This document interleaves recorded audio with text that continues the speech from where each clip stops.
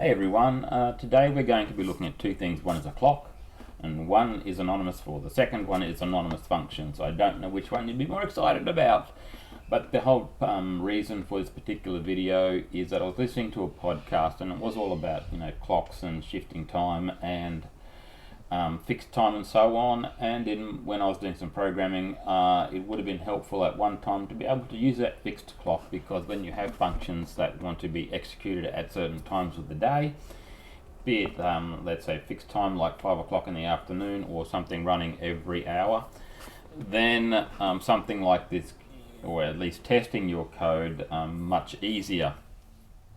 The second thing about this particular code here is that I wanted it to be as easy as possible to use in terms of, let's say I wanted changing from using the now function provided by sysutils, for instance. I could just slap the word clock onto the front of it and it would use this new function or my class here. So they're the two, that was the impetus for writing this particular class and unit. And also in terms of where it would be used, again, it'd be something like if I wanted to have something running, checking at 5 o'clock in the evening, but I don't want to have to change the time on my clock. Well, bang, this is how I can do that. So what we're going to look at first here is what we need to make this work. But also to say that if you do want to use this code or the anonymous functions, then you need to make sure you are using at least version 3.3 of the, where is it saying it here? Here we go, 3.3 of the free Pascal compiler, as it does not, anonymous functions cannot be used in an earlier version. And I am using version 4 of Lazarus, or 4.1 actually now. So just to show you what we need in order for anonymous functions to work, I'm just going to, let's say, remove some code here to show you exactly what is needed. So I will say that these lines here are new and this part here is new in terms of free Pascal. And if I were to build this, it will throw an error telling me that I have an illegal expression here, because this is where this is an example of an anonymous function. So we need to tell the compiler that we are going to be using anonymous code here, and these are the two mode switches which I've now got enabled, and these are for function references and anonymous functions. And if we were to build the program again we have the same sort of error here, where this basically saying we've got an incompatible type. It recognizes we're using an anonymous function, but it's not getting what it's expecting still here. So now we'll go up to here, and again we need to declare as it being a reference to a function or reference to a procedure. The guide for anonymous functions is on the Lazarus forums. It's actually linked to from the Free Pascal wiki to the forums, which has the explanation thereof. So now that we've got a means in which we can now at least write or use anonymous functions, we will be using them a bit further down in the code here. So essentially what we are looking at here is a Singleton class. So what that means is that I can, if we were to go to the my little demo bit of code here, if I've got a function that says evening equals now, I can just, if that was my existing code here, if I change it to that, it will now be using my the now function from the clock class, or the clock Singleton, and it's very easy to change from or to migrate from your existing code into this code here. So here we have our reference to a function which will give us the whatever we deem to be the current time. We have a private constructor, and then we can have our function to get the current time, whatever that current time is, and also we can get the that value in seconds. And here we will have our procedures then, which tell us what sort of time we're using. So in this particular case here, we can either use the system time, which will be the current time, e.g. 11 o'clock. We can tell it what time that we want to use as a date time value or in seconds. And so basically then that will, every time we call the now function, we'll be giving back that same value. And then we have an offset time, and in which case here we can say I want to use the fixed time plus some offset in seconds. And then lastly we've got this particular instance here as a class function. So when we jump down to the implementation here, when it does get created, we will by default use system time. So if we were to go back to here and you've got this code here, automatically now it's no different to what you would have used before.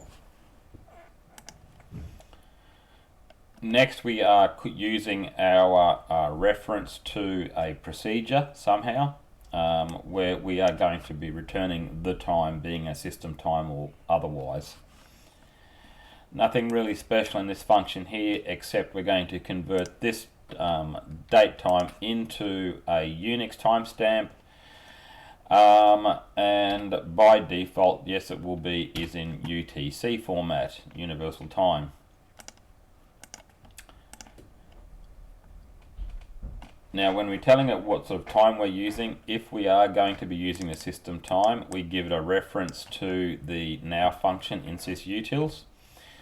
And the next functions are where we are going, or the procedures are where we are going to begin using or defining an anonymous function.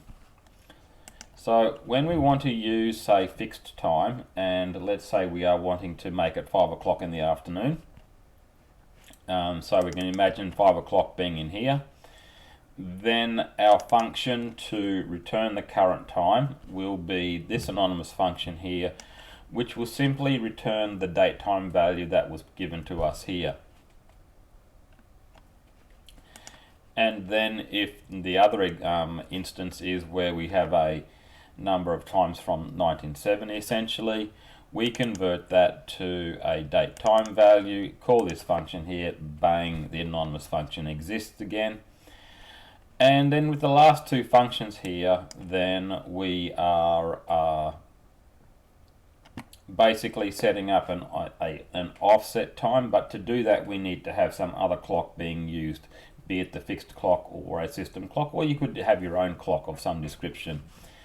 The end result is though that we're going to be adding on a number of seconds onto that time to return a new time here.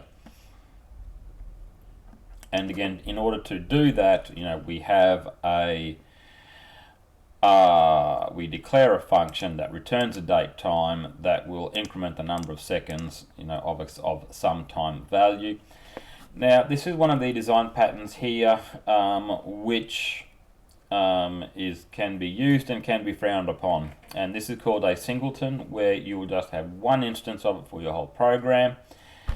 And in this case here, we are creating a singleton clock, and the singleton clock gets will be sucked up into this clock here, such that when the program starts, it is constructed, and when the program finishes, it is terminated here or freed.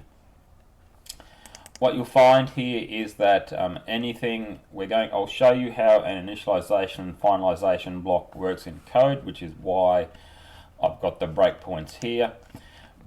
But essentially, before any of the code in the main program starts, the initialization code runs, and after the end block of the main program, this is when this code here is executed.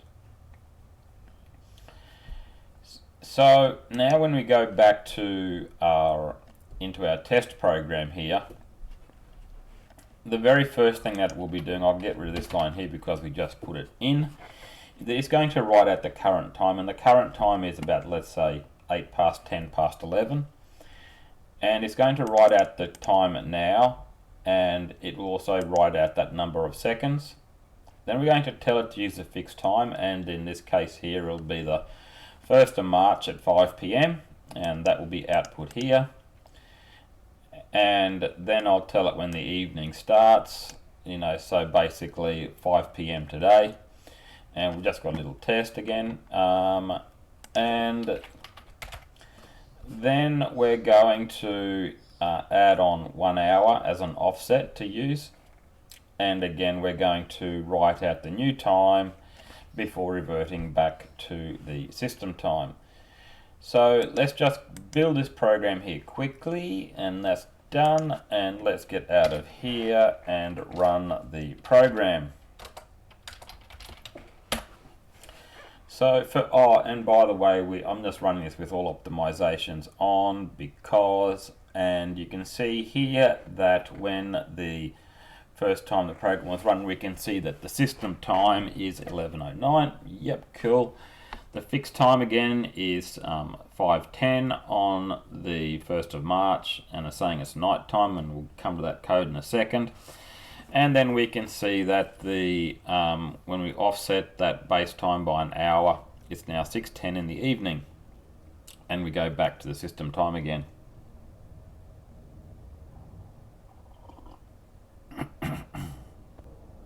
So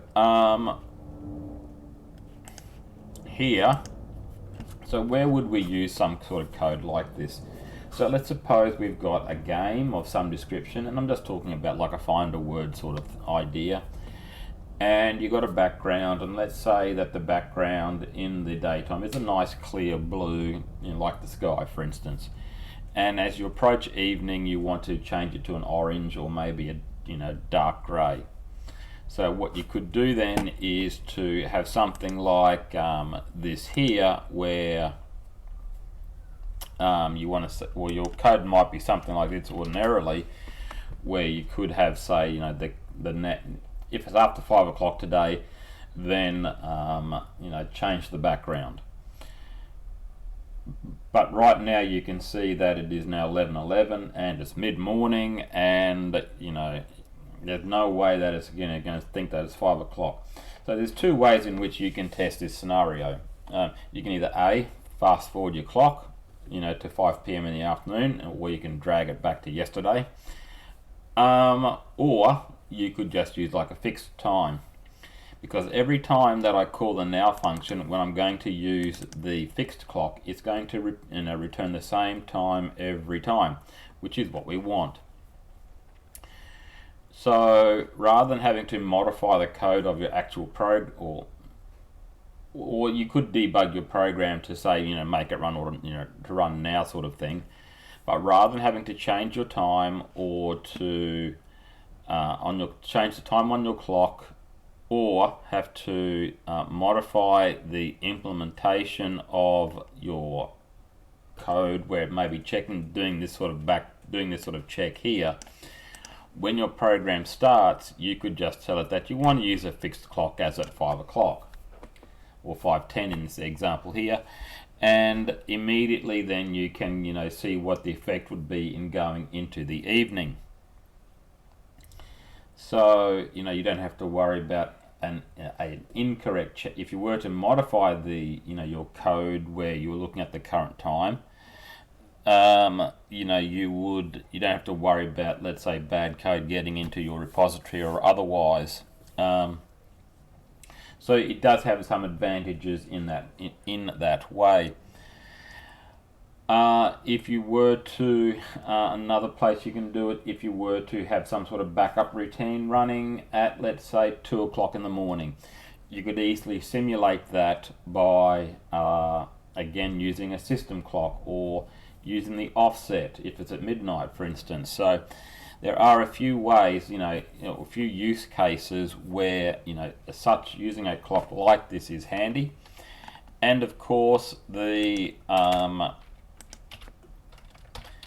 to use a particular clock, all you are having to do now is to, if that was your code here, just adding on clock dot now onto the front, clock dot I should say, onto the front of your call to now.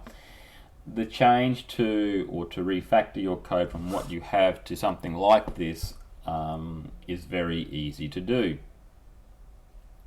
Other thing I will point out, because it is a singleton, then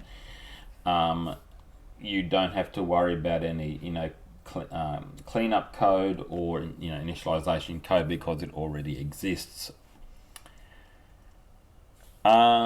So as far as this particular video is concerned, that's almost all there is to it. Basically what this clock class gives you is a class that gives you flexibility. It allows you to better control over your code. It makes it a bit cleaner. You can use it for testing your code. It's mainly there for testing, because when you would switch from, say, development to release, you'd be going from, let's say, maybe a fixed time to a system time. But you can also shift time as well, as I said in the beginning. But just remember, though, that you do need to have a recent version, and I'm talking 3.3 and above, of the free Pascal compiler for all of this to work. My only question mark here when it comes to creating this clock here, is when it comes to green code and using sysutils. Sysutils by itself probably only adds about 200k to a program, but it seems to be the toy box where we throw all of the utility functions into, because it does do file stuff, it's got date time stuff, format settings are in there, date functions, did I say that one already? So should it be broken up any further, to give us the options to make our code smaller? How much of it does get removed if we enable smart linking and optimizing our compilers to get the smallest amount of code in there? What do you think? Should sysutils be made be broken up into something like sysutils.datetime or sysutils.files and whatever other category of functions there might be in there, strings even, so sysutils.strings. Food for thought anyway. Let me know what you think. So that's about it for this video. If you like, again, cleaner, flexible code, when it comes to time, this will be a good unit to look at. I'll put the code up onto GitHub, and I'll put a link into the description below. And until next time. Oh, the other thing I forgot to mention, this one here, this particular code here, does not work with milliseconds or anything finer grained, or like nanoseconds. It's also not thread safe. If you'd like to look at that, please let me know. And until next time, happy coding, and I will see you then. Bye.